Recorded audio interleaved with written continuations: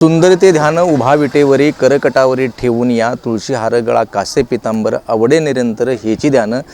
सावळ्या विठुरायाला जो पोशाख परिधान केला जातो तो पोशाख पंढरपुरातील निकती कुटुंबे गेल्या 6 पिढ्यांपासून तयार करतात आणि तो विठ्ठलाला पोशाख परिधान केला जातो। आज माझ्यासोबत निकती आहेत। माऊली, काय आपली सेवा किती वर्षापासून किती पिढ्यांपासून सुरू? गेले 5-6 पिढ्या आमचा व्यवसाय आहे पांडुरंगाचे कपडे तयार करून विकण्याचा। बाराबंदी नावाचा पांडुरंगाचा प्रकार आहे अंगरख्याचा, तो आम्ही आजपर्यंत करत आलेलो आहे।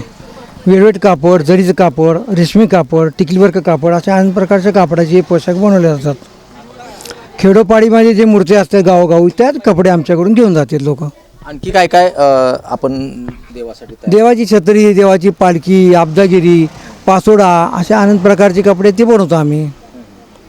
किती पिढ्यांपासून तुम्ही हा सगळा सेवा देवाची करता? 6 पिढ्यापासून हा व्यवसाय चालू आहे आमचा।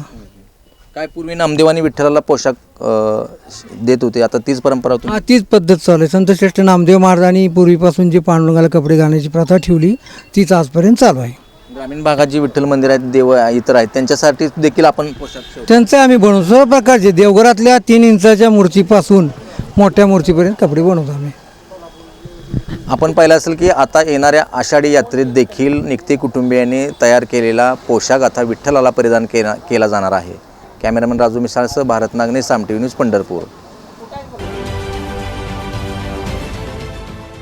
देश विदेशातील प्रत्येक घडामोडींचे लाईव्ह अपडेट मिळवण्यासाठी आता साम टीव्हीच्या सर्व सोशल मीडिया प्लॅटफॉर्मला लाईक, फॉलो आणि सबस्क्राईब करा। तसंच सर्व नोटिफिकेशनसाठी बेल आयकॉन प्रेस करायला विसरू नका।